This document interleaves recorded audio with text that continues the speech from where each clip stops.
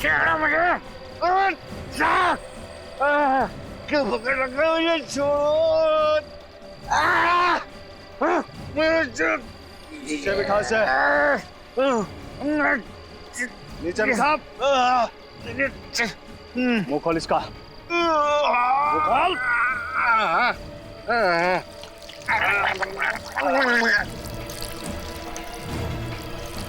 देख लिया ना, उससे पंगा लेने का अंजाम, उससे पंगा लेगा।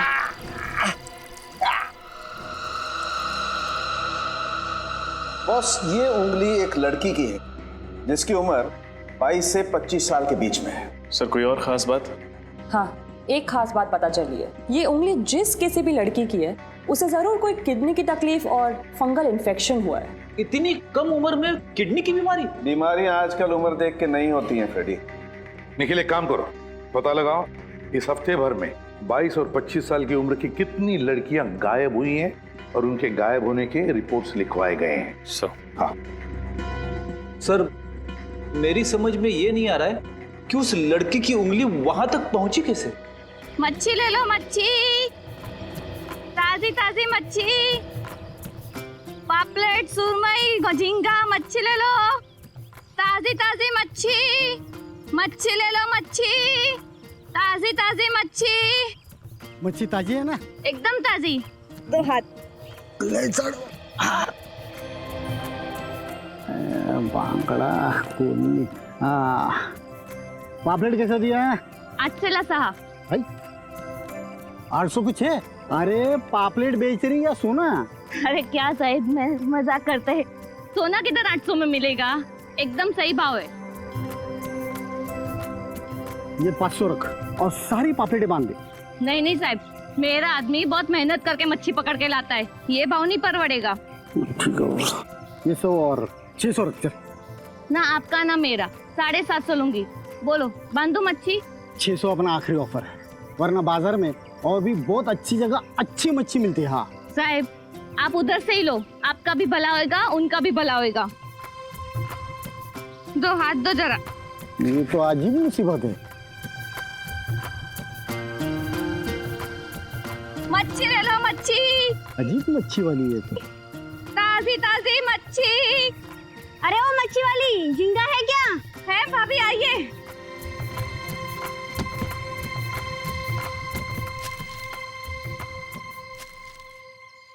मच्छी ले लो, मच्छी। ओ ताई, यहाँ ना। आली आली, सिंगाड़ा है क्या? आहे आहे, हाथ दे मला। ये बघा, देखने में तो ठीक लग रही है, जरा काट के बताना। क्या मेम साहब, बाहर से जितना ताजा है अंदर से भी उतना ही ताजा है।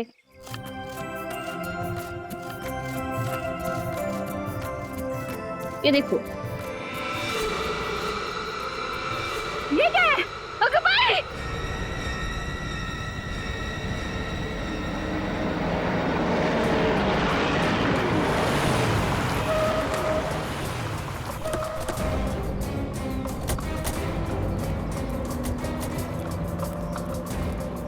आप ही ने फोन किया था? जी, जरा इससे पूछिए, इस मछली में इंसान की उंगली कहाँ से आई? मुझे कुछ नहीं मालूम साहब, सच्ची मुझे कुछ नहीं मालूम।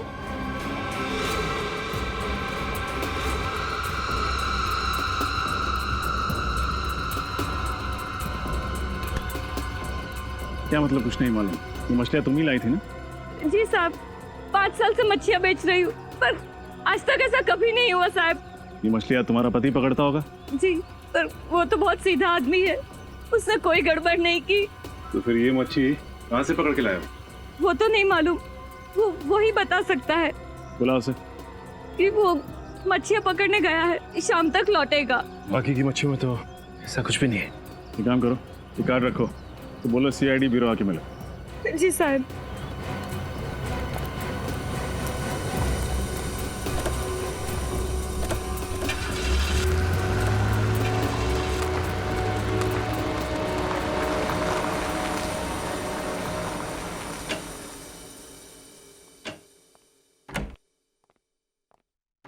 रेडी?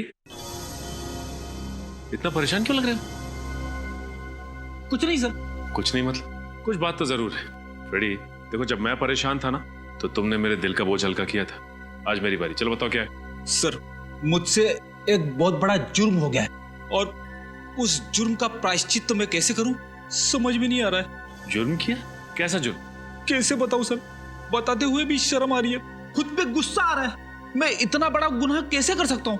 अरे ऐसा क्या गुनाह किया है? चलो अब मुझे बताओ प्लीज। एक शर्त पे बताऊंगा। ठीक है, क्या शर्त है बोलो। किसी को बताओगे तो नहीं? तो फ्रेडी मैं किसी से कुछ नहीं कहूंगा। देखो तुमने मेरी बात अपने तक रखी थी, तुम्हारी बात भी मैं अपने तक रखूंगा। चलो बोलो। कान में बताऊंगा। ठीक है।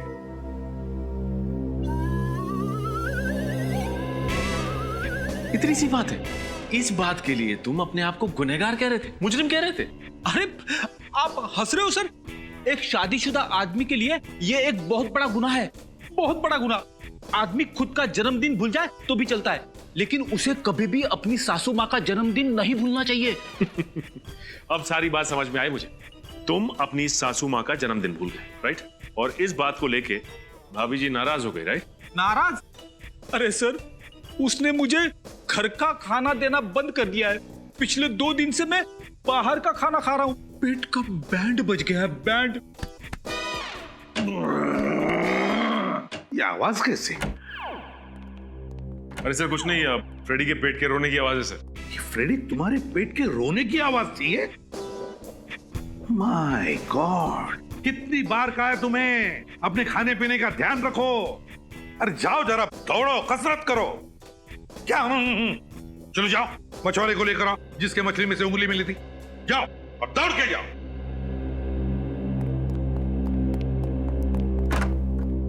मिसिंग पर्सन ब्यूरो से क्या पता चला? सर इस हफ्ते 5 ऐसी लड़कियों की रिपोर्ट लिखवाई गई है जो मिसिंग है, जिनकी उम्र 22 से 25 के बीच में। 5 लड़कियां हैं 22 और 25 साल की उम्र की। उनके घर वालों से जाकर पूछताछ करनी पड़ेगी, अच्छी तरह से पूछताछ करनी पड़ेगी। सर अरे वो मछली जिसमें से उंगली मिली थी, कहां पकड़ी थी तुमने वो? साहब वो मछली मैंने समुंदर से पकड़ी थी। समुंदर से? सर इतने बड़े समुंदर में एक लड़की को ढूंढना बड़ा मुश्किल है। वही तो, अगर एक बार पता चल जाए ना कि वो उंगली है किस लड़की की, तो सारा राज धीरे धीरे खुल जाएगा। वही तो राज है उस उंगली के पीछे। पर क्या? और है किसकी वो उंगली? क्या है ये राज?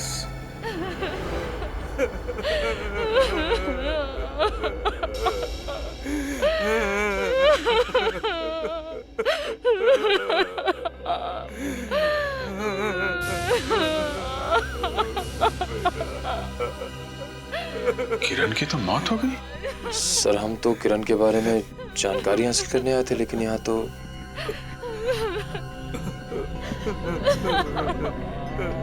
जी आप माफ कीजिएगा, आप किरण के पिताजी? हाँ जी मैं ही हूँ, किरण का भागा पिता। देखिए मैं जानता हूँ ये वक्त गलत है, पर हमें किरण के बारे में आपसे कुछ सवाल पूछने थे। क्या आप पुलिस वाले हैं? हम लोग सीआईडी से हैं। सीआईडी? सीआईडी से? पूछो, क्या पूछना चाहते हो? दरअसल हमें एक उंगली मिली है, कटी हुई उंगली, और हमें शक है कि वो उंगली आपकी बेटी किरण की है। देखिए हमारी जवान बेटी अब इस दुनिया में नहीं रही, हम लोग वैसे भी बहुत सदमे में हैं, और आप इस तरह की बातें करके हमारे गम का बोझ और मत बढ़ाइए। संभालो अपने आप को। मैं आपका दुख समझता हूँ। क्या किरण को किडनी की बीमारी थी? हाँ, लेकिन ये बात आपको कैसे मालूम? और उसे फंगल इन्फेक्शन भी था। जी, किडनी फेलियर की वजह से। देखिए जिस किसी की भी ये उंगली है उसे ये बीमारी थी। अगर आप बुरा ना माने तो हम किरण का हाथ चेक कर सकते हैं। बिल्कुल नहीं, मैं इस तरह आपको अपनी मरी हुई बेटी का सबके सामने अपमान नहीं करने दूंगी। शांत हो जा शारदा, इन्हें जांच करने दो। ठीक है, अगर आपके लिए जरूरी है तो आप कर लीजिए। Thank you very much.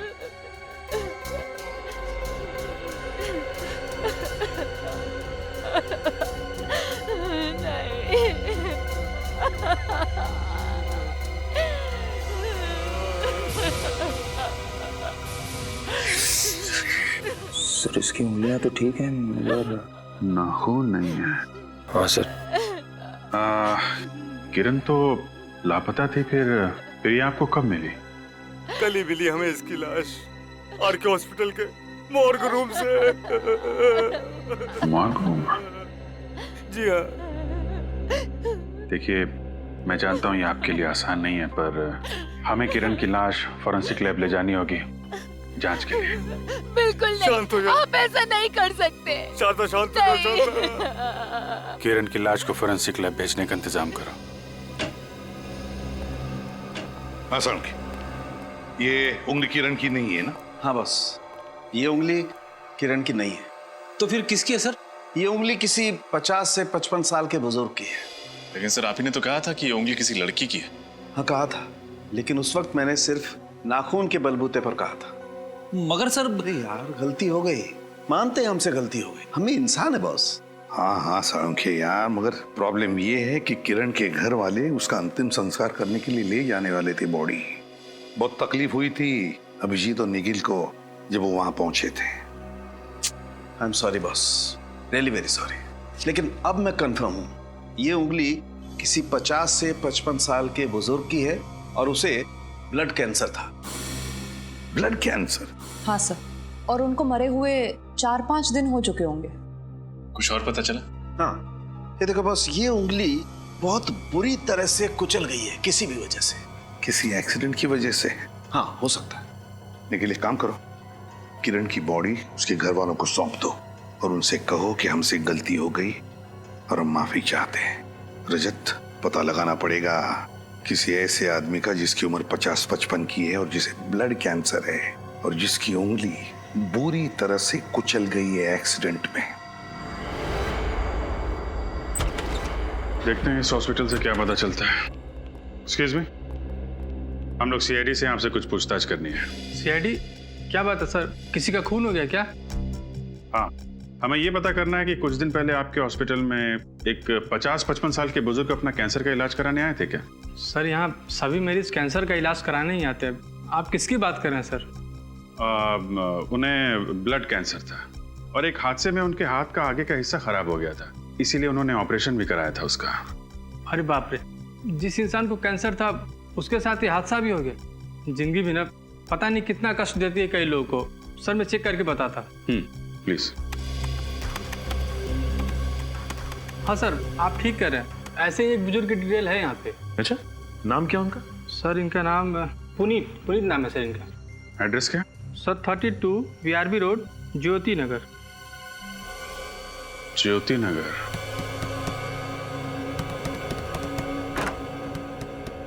जी कहिए। सीआईडी। सीआईडी?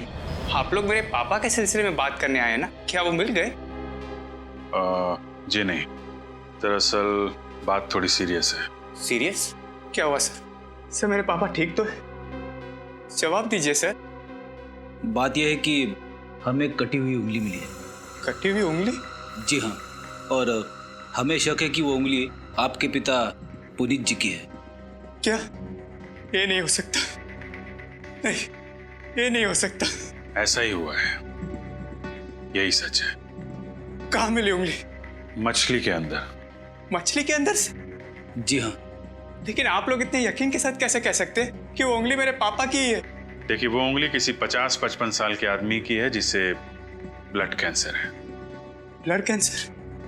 हे भगवान, मेरे पापा को भी ब्लड कैंसर था। कहीं वो उंगली। संभालिए अपने आप को।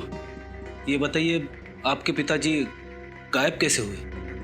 3 दिन पहले मेरे पापा फैक्ट्री में काम कर रहे थे तो उनके दोनों हाथ मशीन के अंदर आ गए और जब मैं उन्हें हॉस्पिटल लेकर गया तो। डॉक्टर हटिए, रास्ता दीजिए, मेरे पापा को बहुत दर्द हो रहा है, रास्ता दीजिए। कोई है? डॉक्टर को बुलाओ, डॉक्टर। एक डॉक्टर भी नहीं है मेरे पापा को देखने के लिए। घबराना मत पापा, मैं आपको कुछ नहीं होने दूंगा, ठीक है? Doctor, doctor, doctor, doctor, doctor, doctor साहब, डॉक्टर साहब, डॉक्टर साहब। अरे ऐसे कैसे अंदर घुसे आ रहे हैं आप? मेरे पापा की हालत बहुत खराब है। कहाँ है वो? बाहर स्ट्रेचर पे। आप प्लीज आइए मेरे साथ।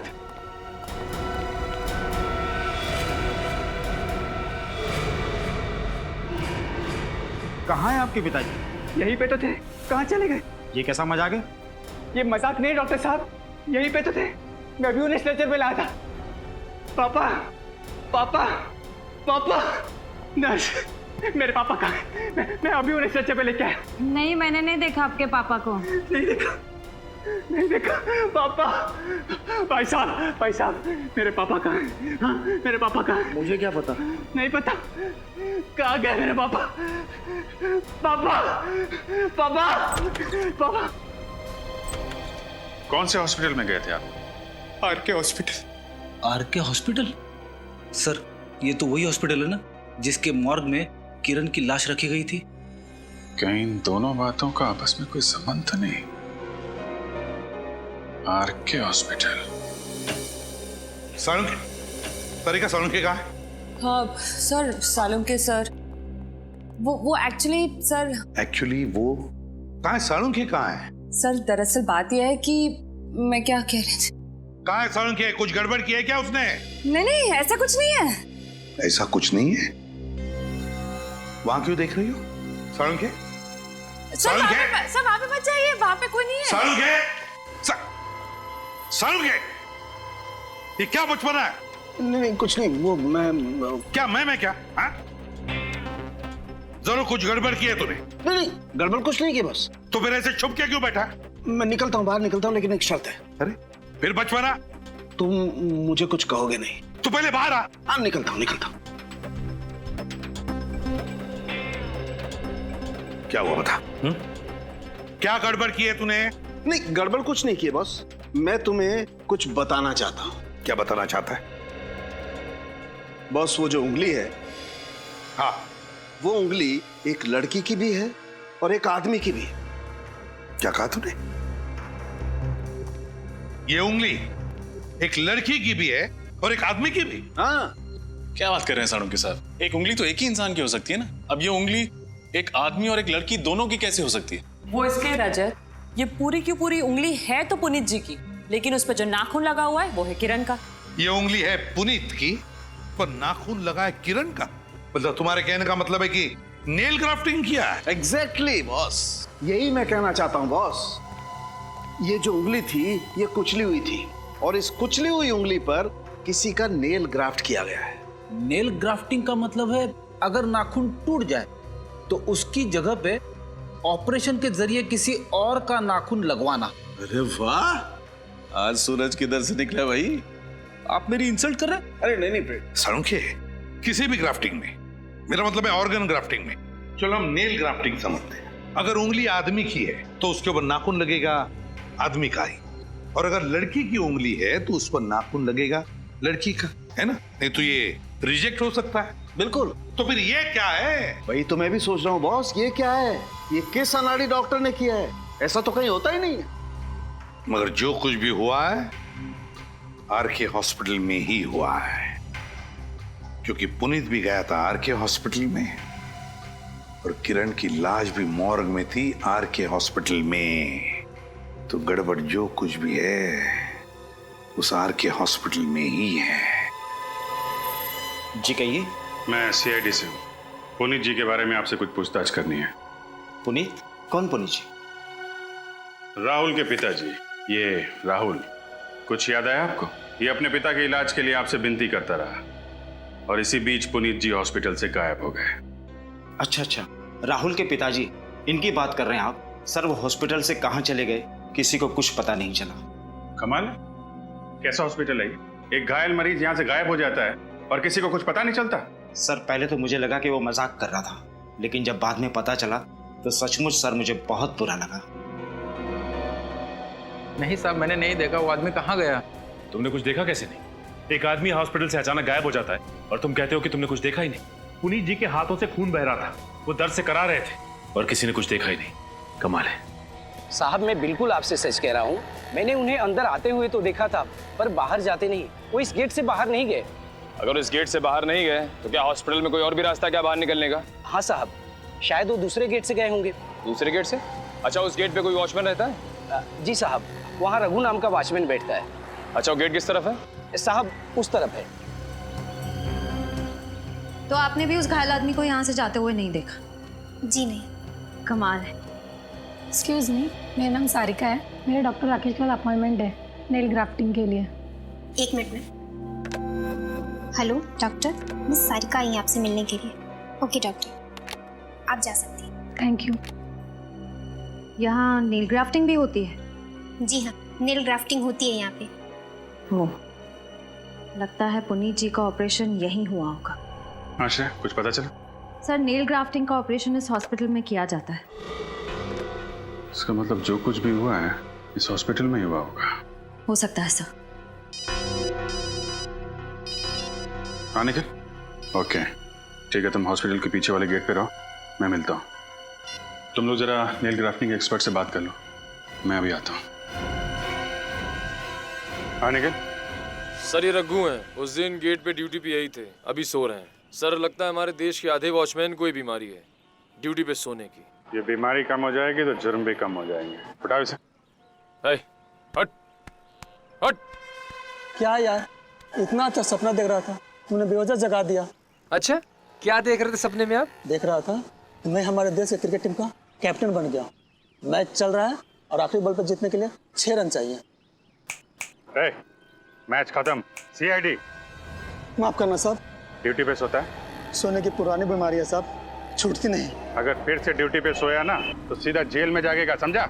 नहीं साहब, दोबारा ऐसी गलती नहीं करूंगा। अच्छा ये बता, अभी 2-4 दिन पहले इस गेट से किसी बुजुर्ग आदमी को जाते हुए देखा जिनके दोनों हाथ से खून बह रहा था? हाँ साहब, उसे कैसे भूल सकता हूँ मैं। कहाँ जा रहे हैं? इलाज करवाइए ना। अरे मुझे बहुत काम याद आ गया, मैं बाद में आऊंगा। उसके बाद वो दाएं तरफ की ओर चला गया था। दाएं तरफ? दाएं तरफ क्या? दाएं तरफ शायद ऑटो स्टैंड की तरफ चला गया होगा वो। इधर आगे ऑटो स्टैंड है क्या? हाँ साहब। ठीक है, चलो देखते हैं। अरे सुनो, यहाँ इधर पीछे हॉस्पिटल से 2-3 दिन पहले एक आदमी आया था जिसके दोनों हाथ से खून बह रहा था। उसको तुमने देखा था क्या? नहीं, मैंने नहीं देखा। अरे सुनो भाई साहब, ये सामने वाली हॉस्पिटल से 2-3 दिन पहले एक आदमी आया था जिसके दोनों हाथों से खून बह रहा था। कहीं छोड़ा उसे अपने ऑटो में? अरे सुनो भाई साहब। जी साहब। ये सामने वाले हॉस्पिटल से 2-3 दिन पहले एक आदमी आया था जिसके दोनों हाथों से खून बह रहा था। उसे आपने अपने ऑटो में कहीं छोड़ा क्या? जी साहब, याद आया, मैंने तो उसे अपने ऑटो में बिठाया था साहब। उसके दोनों हाथों से इतना खून बह रहा था कि मेरी ऑटो के अंदर चारों तरफ खून ही खून हो गया और शाम को मुझे ऑटो धोना भी पड़ा अपना।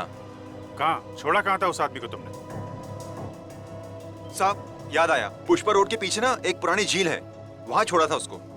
सर ऐसी हालत में एक आदमी इलाज कराने के बजाय पुरानी झील की तरफ क्यों जाएगा? ये बात तो है, जरूर कुछ ना कुछ होगा उस झील के पास में। अच्छा, जब उस आदमी को झील के पास छोड़ा था वहाँ पे कोई और आदमी भी था? नहीं साहब, वहाँ कोई नहीं था, बल्कि वो जगह ना एकदम सुनसान थी। मतलब जो कुछ भी हुआ है उस पुरानी झील के पास ही हुआ है। शायद किसी ने पुनीत को मार के उसमें डाल दिया और फिर उसकी उंगली उस झील के अंदर मछली के पेट तक पहुंच गई। मुझे कल तक तुम सबके असाइनमेंट्स चाहिए, ओके? सर प्लीज 1 हफ्ता और दे दीजिए। नो जिमी, जिंदगी में डेडलाइन की कुछ अहमियत होती है, उसका पालन करना सीखो। अरे आप लोग? जी हम लोग सीआईडी से। सीआईडी? जी हाँ सीआईडी। तुम लोग जाओ। Okay sir. कहिए मैं आपकी क्या मदद कर सकता हूँ? इस हॉस्पिटल में नेल ग्राफ्टिंग एक्सपर्ट आप ही हैं ना? जी हाँ। तो आप ये बताएंगे कि किसी आदमी की उंगलियों पे औरत के नाखून लगाए जा सकते हैं? वैसे तो लगाए जा सकते हैं, लेकिन ऐसा कोई करता नहीं। हम यहाँ लड़के के हाथ में लड़के के और लड़कियों के हाथ में लड़कियों के ही नाखून लगाते हैं। तो फिर आपने पुनीत के हाथों पर किरण के नाखून क्यों लगाए? कौन पुनीत और किस किरण की बात कर रही हैं आप? हम इस पुनीत और इस किरण की बात कर रहे हैं। ये पुनीत है और ये किरण। कुछ याद आया आपको? अरे ये तो... जी हाँ, लाश की फोटो है। नहीं, मैं इन दोनों में से किसी को नहीं जानता। देखिए आप झूठ मत बोलिए। ये पुनीत है जो अपने बेटे के साथ यहाँ पे आए थे, इनका एक्सीडेंट हुआ था। और ये किरण जो आपके हॉस्पिटल के मॉर्ग रूम में थी। देखिए इस हॉस्पिटल में सैकड़ों मरीज होते हैं, मैं सबके नाम तो याद नहीं रख सकता। मैं आपके सवाल के जवाब में इतना ही कहूंगा कि मैंने ऐसी नेल ग्राफ्टिंग कभी नहीं की। आपने नहीं किया तो इस हॉस्पिटल में किसी और ने किया होगा। मगर मेरे अलावा कोई भी डॉक्टर इस हॉस्पिटल में नेल ग्राफ्टिंग करना जानता ही नहीं। लेकिन आपके स्टूडेंट्स तो जानते हैं ना? मेरे स्टूडेंट्स? जी हाँ, आपके स्टूडेंट्स। उनका नाम नंबर चाहिए हमें। नाम और नंबर? जी हाँ। क्यों? उनकी खातिरदारी जो करनी है, और उसके लिए उन्हें ब्यूरो ले जाना होगा। देखिए, हमें अच्छी तरह से पता चल चुका है कि मिस्टर पुनीत की नेल ग्राफ्टिंग तुम में से किसी ने की है। बताओ, किसने की है? सर हम लोग तो स्टूडेंट है, पढ़ाई करते हैं, हम ऐसे क्यों करेंगे? जीके हॉस्पिटल के नेल ग्राफ्टिंग सर्जन का कहना है कि उन्होंने इस तरह की नेल ग्राफ्टिंग बिल्कुल नहीं की। तो बचते हैं सिर्फ आप लोग। बोलिए, आप में से कौन है जिसने ये नेल ग्राफ्टिंग की? कौन है जिसने किरण की उंगलियों के नाखून पुनीत जी को लगाए? सर, अगर हमें नेल ग्राफ्टिंग करनी होती तो हम लड़की के नाखून पुनीत जी को क्यों लगाते? ये तो हमारे उसूलों के खिलाफ है सर। वो इसलिए क्योंकि उस वक्त किरण की लाश भी तुम्हारी हॉस्पिटल के मॉर्ग रूम में पड़ी हुई थी। तुम लोगों ने सोचा कि क्यों ना किरण के ही नाखून लगा दिए जाए। अरे क्या हुआ, तुम्हें तो बड़े पसीने आ रहे। लो पहुंच लो। ऐसी तो कोई बात नहीं है। बेटी, इसे सिर्फ पसीना ही नहीं आ रहा है, इसके तो हाथ भी कांप रहे हैं। नाम क्या है तुम्हारा? जिमी। जिमी, कहीं ये नेल ग्राफ्टिंग तुम्ही ने तो नहीं की? नहीं सर। देखो जिमी, झूठ मत बोलो। झूठ बोलना भी एक अपराध है, समझे? सर माफ कर दो सर, गलती होगी। पुनीत अंकल की नेल ग्राफ्टिंग मैंने की थी। जिमी, तुम ऐसा कर भी कैसे सकते हो? मैं क्या करता, मैं मजबूर था।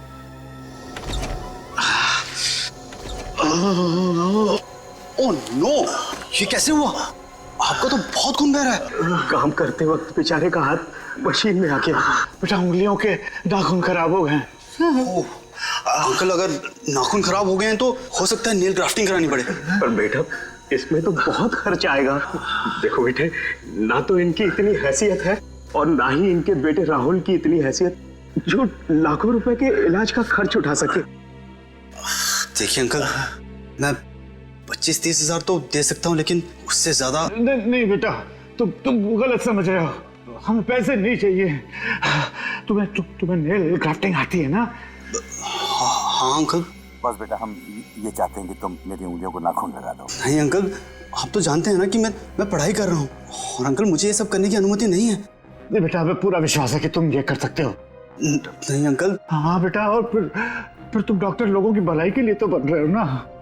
हाँ अंकल, पर मना मत करना। अगर मेरा हाथ बेकार हो गया तो फिर मैं खर्चा कैसे चला पाऊंगा बेटा? ठीक है अंकल, मैं आपके लिए करूंगा, लेकिन अभी नहीं, रात को। और आप लोग पिछले दरवाजे से आना प्लीज अंकल। इसके बारे में किसी को पता ना चले। नहीं बेटा, किसी को भी पता नहीं चलेगा। इस बारे में राहुल को भी मत बताना। ठीक है अंकल, आप अपना ख्याल रखना। शुक्रिया बेटा। सर, पुनीत अंकल राहुल को ये बात इसलिए नहीं बताना चाहते थे क्योंकि वो जानते थे कि इलाज के लिए पैसा ना होने की बात सुनकर राहुल बहुत उदास हो जाएगा, डिप्रेस हो जाएगा। फिर भी तुमने ये गलत काम किया है। अपने डॉक्टरी ज्ञान का गलत फायदा उठाया तुमने। सर मैं क्या करता, जिन हाथों ने मुझे बचपन में झूला झुलाया, चोट लगने पर मरहम लगाया, सर जिन हाथों ने मुझे भूख लगने पर खाना खिलाया, उन हाथों को खून से लहूलुहान कैसे छोड़ देता? सर मैं पुनीत अंकल के साथ ऐसा कैसे कर सकता था सर? ठीक है, फिलहाल आप लोग जा सकते हैं। जरूरत पड़ने पर हम आपको फिर बुलाएंगे। जी सर। पुनीत जी हॉस्पिटल से सीधा पुरानी झील की तरफ गए थे। उन्हें अब झील के आसपास ही तलाशना होगा।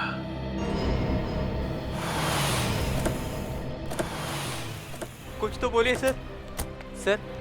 सर आप कुछ बोलेंगे नहीं तो? मेरी कुछ समझ में नहीं आ रहा है सर। कहाँ आ गए सर? सर आप लोग ऐसे चुप रहेंगे तो प्लीज सर बताएं ना, हम लोग यहाँ पुरानी झील पे क्यों आए सर? क्योंकि पुनीत जी हॉस्पिटल से सीधे यहीं आए थे और हमें शक है कि नहीं सर, आप प्लीज ये मत कहिएगा कि आपको शक है कि मेरे पापा की लाश इस झील में है। मेरे पापा जिंदा है सर। मेरा दिल कह रहा है कि उन्हें कुछ नहीं हो सकता, उन्हें कुछ नहीं हो सकता है सर। मैं भी यही उम्मीद करता हूँ। आप लोग तलाशी शुरू कीजिए।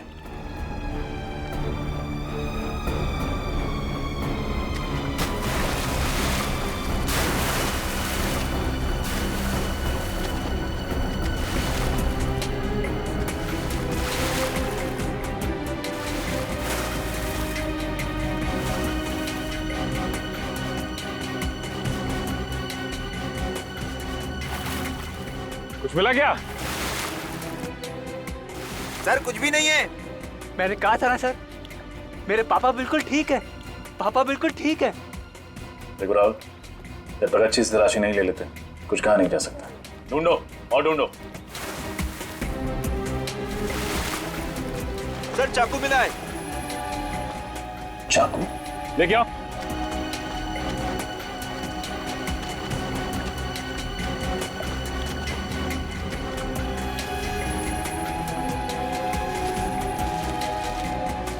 और अंदर जाके देखो।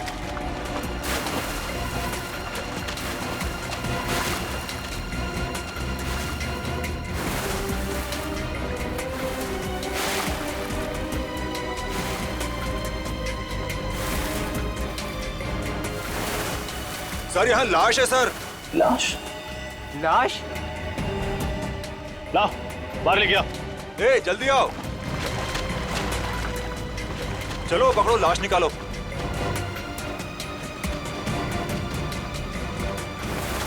संभाल के संभाल के।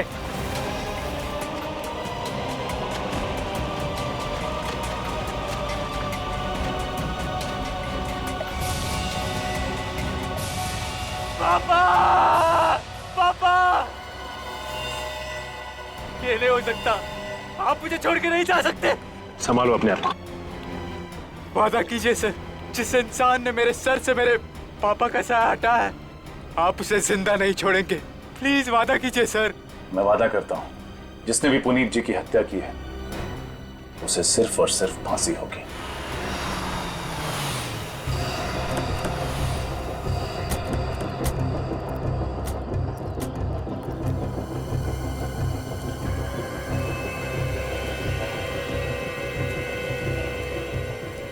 आप लोग साहब? हम लोग सीआईडी से हैं। यहाँ के मैनेजर या मालिक जो कोई भी है जल्दी बुलाओ उन्हें। जी साहब।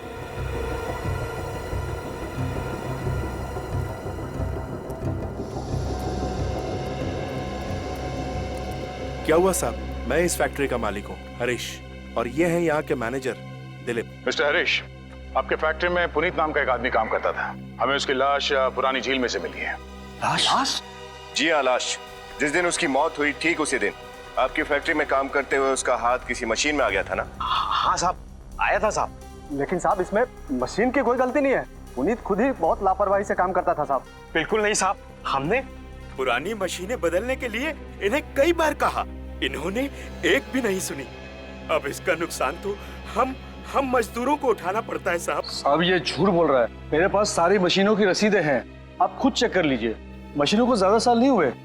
वो तो हम बाद में देख लेंगे। फिलहाल हम लोग यहाँ पे पुनीत के खून के बारे में जानने आए हैं। क्या पुनीत का खून हुआ? हाँ खून। पहले किसी ने पुनीत को चाकू से मारा और फिर उसकी लाश को झील में फेंक दिया। पर साहब ऐसा क्यों करेगा कोई? और पुनीत की किसी के साथ कोई दुश्मनी भी नहीं थी। दुश्मनी थी ना, उस गगन के साथ। तब मुझसे? हाँ साहब, गगन ने पुनीत से 5,000 रुपए लिए थे और उसके बार बार समझाने के बावजूद भी ये उसके पैसे वापस नहीं कर रहा था। ये सच है साहब कि मैंने 5,000 रुपए पुनीत से उधार लिए थे, मगर 5,000 रुपयों के लिए मैं पुनीत का खून क्यों करूंगा? क्यों नहीं? तुमने सोचा होगा कि पुनीत को मारकर वो पैसे वापस लौटाने ही नहीं पड़ेंगे। ये क्या बकवास है, सरासर झूठ है साहब। मैंने इनके ऊपर इल्जाम लगाया ना साहब, तो ये लोग उल्टा मुझे ही फंसा रहे हैं साहब। अच्छा, पहले ये बताओ कि जब पुनीत गायब हुआ उस दिन उसका बर्ताव कैसा था? साहब वो काफी परेशान सा था और घबराया हुआ था साहब। परेशान था, घबराया हुआ था, क्यों? उसकी वजह तुमने जानने की कोशिश नहीं की? हाँ मैंने उससे कई बार जानने की कोशिश की, लेकिन उसने मुझे कुछ नहीं बताया। आप लोगों को मालूम है पुनीत की परेशानी की वजह क्या थी? साहब पक्का तो नहीं मालूम, मगर शायद वो रमेश जी की वजह से परेशान होंगे। रमेश? कौन रमेश? वो साहब कोई नहीं साहब, कोई नहीं। देखो, अपने मालिक से डरने की कोई जरूरत नहीं है। जो भी बात है खोल के बोलो। साहब जिस दिन पुनीत जी गायब हुए थे उसके ठीक एक दिन पहले रमेश जी भी गायब हुए थे। रमेश गायब हुआ? ये रमेश यहाँ पे फैक्ट्री में काम करता था? जी साहब। आपने रमेश के गायब होने की रिपोर्ट नहीं लिखवाई पुलिस में? मैं लिखाने जा रहा था साहब, पर इन साहब ने मना कर दिया। साहब मैं घबरा गया था कि पुलिस के चक्कर में कहीं मेरी इस फैक्ट्री को ताला न लग जाए। ताला तो अब भी लगेगा आपके फैक्ट्री में। विनीत, फैक्ट्री को सील कर दो। Yes sir. यहाँ तब तक काम नहीं होगा जब तक हम इस केस के जड़ तक नहीं पहुंच जाते, समझे? अरे साहब ऐसा मत कीजिए, इस फैक्ट्री से कई मजदूरों के घर चलते हैं। क्यों मालिक, आज हमारे घरों की बड़ी फिक्र हो रही है? नहीं गगन, तुझे तो मैं बाद में देख लूंगा। हाँ, देख लेना। जरूर इस पुनीत के खून का राज रमेश के साथ जुड़ा हुआ है। तो ये बात तो पक्की है कि ये उंगली पुनीत की है। हाँ बॉस, और ये बात भी पक्की है कि इसका खून इसी चाकू से हुआ है जो आपको झील में मिला था। कुछ नई बात बता सालुंकी। नई बात बताने के लिए बुलाया। आओ, ये देख रहे हो क्या है? पानी। फ्रेडी सर, पानी के ऊपर तैरता हुआ कुछ नजर आ रहा है? तेल? बिल्कुल, और ये तेल मिला है मुझे पुनीत जी के पेट में। मतलब समझते हो इसका फ्रेडी? समझ गए सालुंके साहब, झील की पानी में तेल था जो पुनीत के पेट में चला गया। नहीं फ्रेडी, ये तेल पहले से इनके पेट में था। सर, कहीं पुनीत ज्यादा तला हुआ खाना तो नहीं खाता था? नहीं फ्रेडी, तला हुआ खाना खाने से ये तेल पुनीत के पेट में नहीं आया है। ये तेल पुनीत को पिलाया गया है, जबरदस्ती पिलाया गया है। सर, पुनीत जी तेल की फैक्ट्री में काम करते थे ना, तो फिर वहीं कहीं। बिल्कुल सही रजत, बिल्कुल सही। पुनीत की मौत का राज वहीं पर छुपा हुआ है जहां पर ये काम कर रहा था, उसी ऑयल फैक्ट्री में।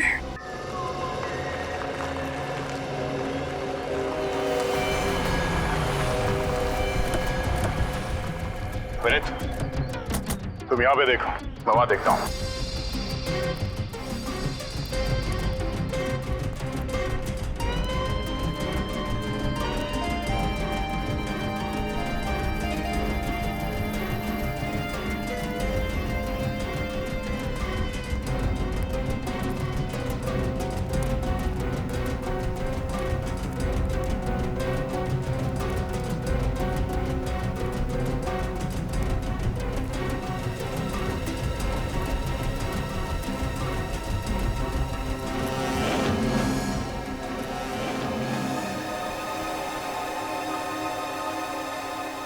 काफी ढीली है यहाँ पे।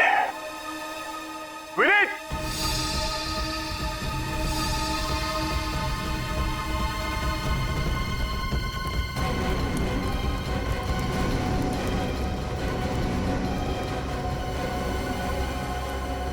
Yes sir.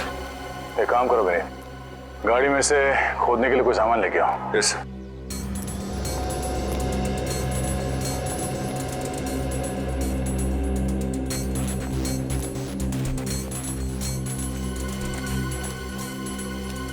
प्लीज खोदना शुरू करो।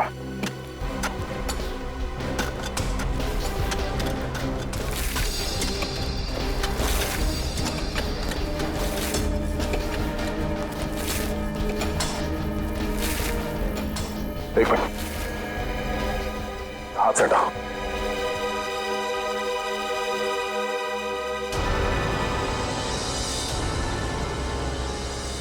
सर, कहीं ये रमेश की लाश तो नहीं? साहब, जिस दिन पुनीत जी गायब हुए थे उसके ठीक एक दिन पहले रमेश जी भी गायब हुए थे। हो सकता है जिस बात का डर था वही हुआ। एक काम करो विनीत, इस ऑयल फैक्ट्री के मालिक और यहाँ के वर्कर्स, उन सबको यहाँ पे बुलाओ। Yes sir.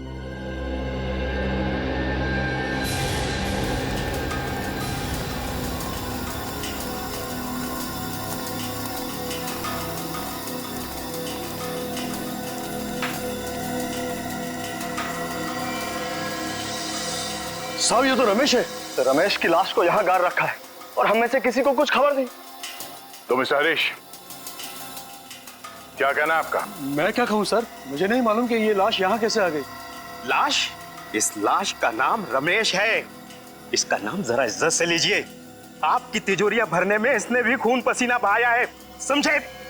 सर, इस रमेश को भी उसी तरह चाकू घोंप कर मारा गया है जिस तरह पुनीत को मारा था। इसका मतलब है दोनों का खूनी कोई एक ही है, और वो खूनी इस फैक्ट्री में से कोई है। नहीं साहब, हम में से कोई रमेश जी को क्यों मारेगा? ये तो हमारे दोस्त थे। कौन किसका दोस्त था और किसका दुश्मन बहुत जल्द पता चल जाएगा। वो कैसे? आज शाम 7 बजे एमआई रोड पे एक गवाह खूनी का नाम बताने वाला है। उसने खुद पुनीत का खून होते हुए देखा है। क्या? जी हाँ। बस आज शाम तक का इंतजार है। फिर पता चल जाएगा खूनी कौन है और वो होगा सलाखों के पीछे।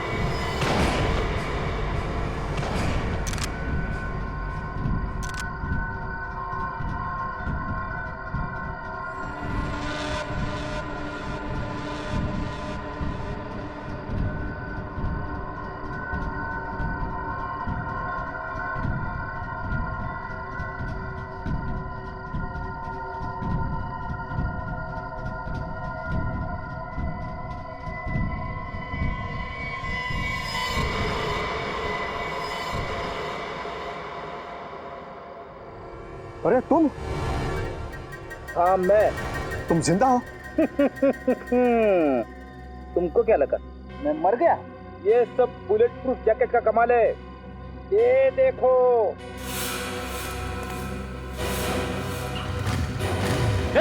रुक जा!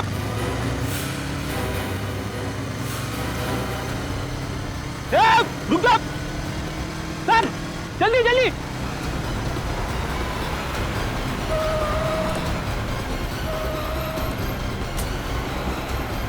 ये आदमी हाथ से छूटना नहीं चाहिए।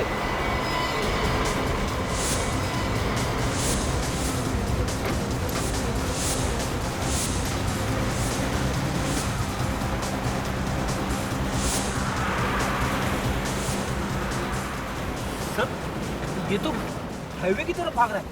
हाईवे तक पहुंचने से पहले ही पकड़ लेंगे फ्रेडी।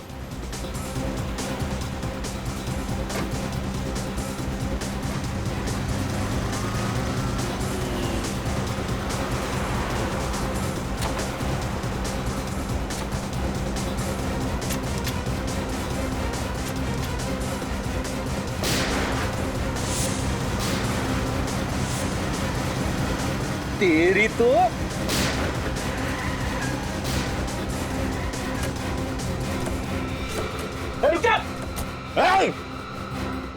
ये घूंघट तो उतार।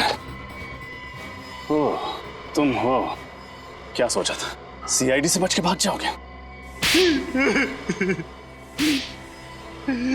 गलती हो गई साहब, माफ कर दीजिए मुझे साहब। दो खून हो गए साहब। चुप! दो खून करने को तुम गलती कहते हो? गलती! बहुत बड़ा जुर्म किया है तुमने। क्या करता साहब, और कोई रास्ता ही नहीं बचा था। अच्छा, और कोई रास्ता नहीं था? ऐसी भी क्या मजबूरी थी? क्या मजबूरी थी? सुनाओ मैं। साहब, रमेश के साथ मिलकर मैं फैक्ट्री से तेल चोरी करता था और फिर उसी तेल में मिलावट करके बाजार में ऊंचे दामों में बेचता था साहब। जिस थाली में खाते थे उसी थाली में छेद करते हुए शर्म नहीं आई तुम्हें? कभी कभी इंसान पैसे की लालच में अपने रास्ते से भटक जाता है साहब। मैं भी भटक गया था साहब, और शायद रमेश को अपनी गलती का एहसास हो गया था और वो मुझसे कहने लगा था कि बहुत जल्द ये सब बंद करना होगा। मेरी बात को समझ दिलीप, बेईमानी की घी की रोटियों में वो सुकून नहीं है जो ईमानदारी की रूखी सूखी रोटियों में सुकून है। हाँ। अच्छा बेटा, तेरा पेट भर गया तो अचानक से तेरे जमीर में ईमानदारी के दीपक जलने लगे।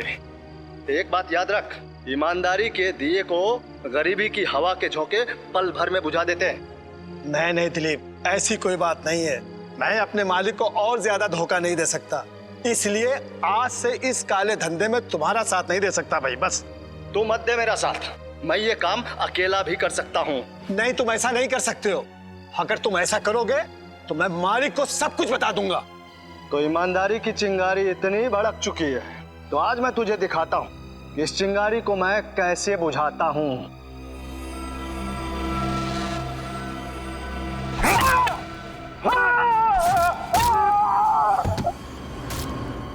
चलो ले चलो इसे, ले चल।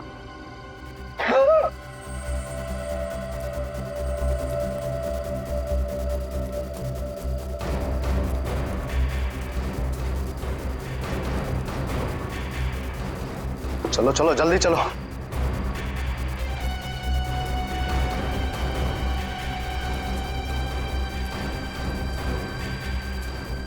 संभालो संभालो संभालो, जल्दी आ जाओ, जल्दी जल्दी करो, कोई देख ना ले।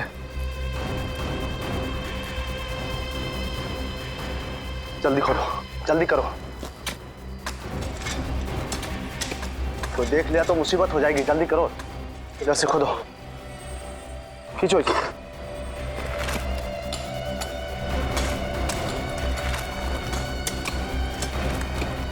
उठाओ,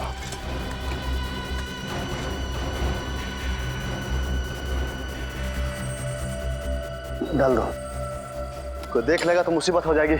मैंने देख भी लिया है और सुन भी लिया है। मैं रमेश की कुर्बानी हुई बर्बाद नहीं होने दूंगा। तुम लोग अपने आप को कानून के हवाले कर दो, वरना मैं वरना क्या कर लोगे? अगर तुमने अपना मुंह किसी के सामने खोला तो तुम्हें भी यहीं सुला दूंगा इसके साथ। मैं तुम लोगों से डरने वाला नहीं हूं। तुम लोग आज ही अपने आप को सीआईडी के हवाले कर दो, वरना मैं खुद सीआईडी को फोन लगाऊंगा। पुनीत, मैं तुम्हें मुंह मांगी कीमत दूंगा, सोच लो, वरना तुम्हारा भी एक बेटा है ना। जाओ, सोच समझ लो अच्छी तरह। रमेश का खून करते हुए पुनीत ने तुम्हें देख लिया तो तुमने पुनीत को भी मार डाला। पुनीत को मैंने उसकी जिंदगी बचाने का मौका दिया था।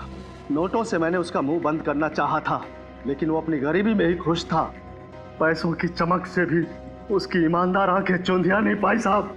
क्योंकि सच्चा इंसान था वो, एक सच्चा इंसान जिसकी ईमानदारी तुम खरीद नहीं सके, और फिर इसलिए तुमने उसका हाथ मशीन में डाल दिया।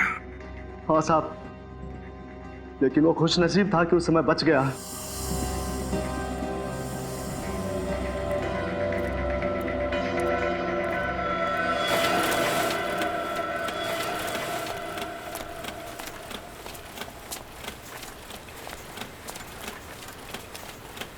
पुनीत, तो फिर क्या सोचा तुमने? सोच लिया मैंने, मैं सीआईडी के पास जाऊंगा। जब सोच लिया है तो फिर काम पे लग जाओ। क्या कर रहा है? ये क्या हो रहा है?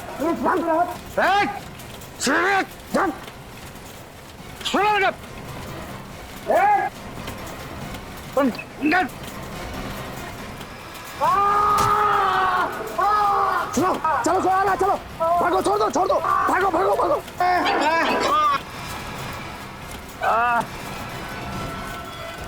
अरे पुनीत, पुनीत कैसे हो गया भाई? पुनीत, पुनीत मैं राहुल को फोन लगाता हूँ। पुनीत, राहुल, तुम्हारे पापा का हाथ मशीन में आ गया बेटा, हम सब संभाल रहे बेटा, तुम जल्दी आ जाओ बेटा। और तुम उसके पीछे पीछे हॉस्पिटल तक पहुंच गए इस मौके की तलाश में कि कब उसे मार सको। हाँ साहब, और वो मौका मुझे मिला पुरानी झील के पास, जहाँ पुनीत आया था वो चाकू लेने, जिस चाकू से मैंने रमेश का खून किया था, और वो चाकू लेकर आपके पास आने वाला था। इसीलिए मैंने उसी चाकू से उसका भी खून कर दिया, और फिर सबक सिखाने के लिए मैंने उसके मुंह में वही तेल डाल दिया। छोड़ दे। नीचे ले इसको, नीचे बिठा, वो खोल इसका।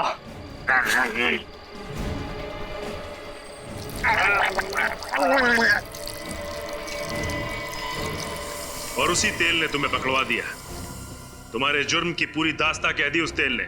अब सरते बैठना जेल की सलाखों के पीछे, फांसी का ऑर्डर आने तक हिसाब लगाते बैठना कि कहीं ये बेईमानी का तेल तुम्हें महंगा तो नहीं पड़ा।